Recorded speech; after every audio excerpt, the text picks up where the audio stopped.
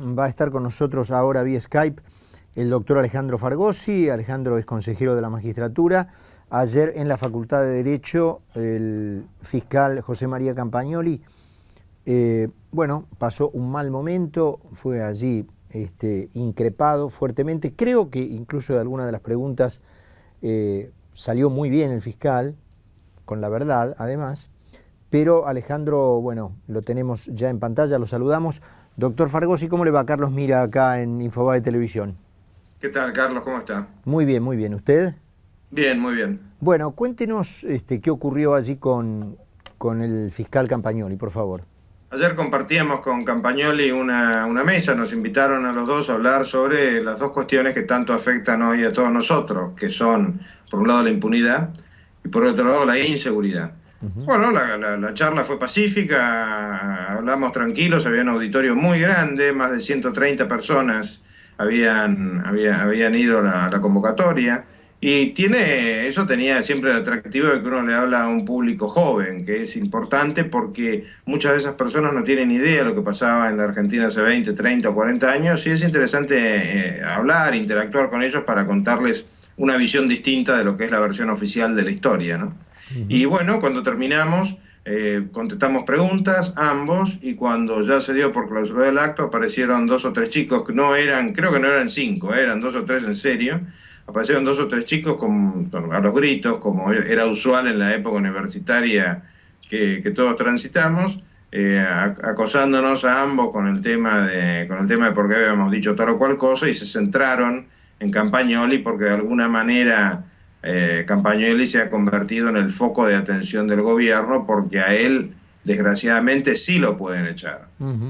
Lo pueden echar porque el régimen que regula a los fiscales es un régimen, desde mi punto de vista, inconstitucional, porque les impide la estabilidad en el cargo que tendrían que tener. Campagnoli ha cometido el pecado de investigar donde no debía, y esto al gobierno lo ha puesto patas para arriba, porque cuando se empieza a tirar de piolines en las investigaciones, esto es importante que la gente lo capte, cuando se tira de piolines en las investigaciones uno no sabe dónde termina. Puede terminar en el propio presidente o presidenta de la República, y eso es lo que obviamente al gobierno lo preocupó, y por eso Campagnoli se ha convertido en el chivo expiatorio o en la víctima de un sistema que desgraciadamente va a durar hasta que dure el kirchnerismo. Bueno, el día que se vayan estas investigaciones habrá que retomarlas. A Campagnoli lo estarían echando por exceso en el cumplimiento de sus funciones, ¿no? Exactamente.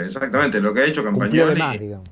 Claro, lo que ha hecho Campagnoli es investigar en serio. Campagnoli tiene muchísima polenta, incluso su personalidad y la de su equipo, a quien he ido conociendo a lo largo de todos estos meses, es admirable.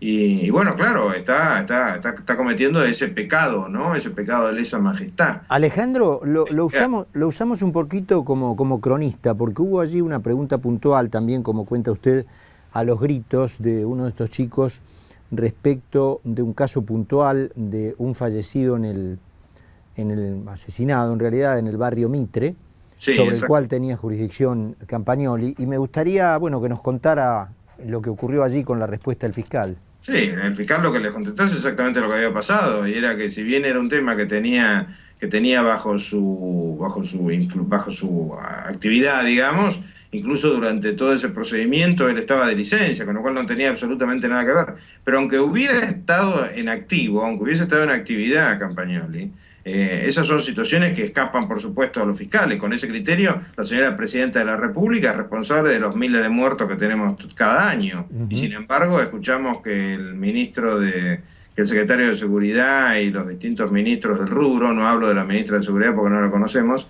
dicen que la seguridad no es un problema del gobierno. ¿Cuál? Si la seguridad no es un problema del gobierno, mal puede Campagnoli ser responsable de lo que sucede en un operativo que además ni siquiera dirigió él. Pero bueno, son esas típicas. Yo lo que les decía a esos chicos, tratando de razonar con ellos, porque empezaron a cantar y etcétera, era que se dieran cuenta que todas esas técnicas tienen 40 años, ya las conocimos, cuando ellos ni siquiera soñaban con nacer, ya nosotros enfrentábamos ese tipo de cosas, y hay gente que no se les asusta. Es importante que el gobierno entienda que hay gente que no se les asusta, ni Campagnoli, ni yo, ni muchos otros, que estamos haciendo lo que tenemos que hacer. Pregunta final, Alejandro. La suerte final de Campagnoli, digamos, ¿está echada o él tiene todavía posibilidades de defenderse y mantener, recuperar, en todo caso, su lugar? Por supuesto que se puede defender, pero la cuestión es la siguiente. Él está sometido a un jury de enjuiciamiento de 7 miembros, en los cuales, desgraciadamente, el gobierno tiene 4. O sea, el gobierno tiene mayoría suficiente para arrasar con los derechos de Campagnoli, como la verdad es que ya lo hizo, o sea, suspenderlo, le quisieron reducir el sueldo, etcétera. Tiene en su contra a todo el aparato estatal.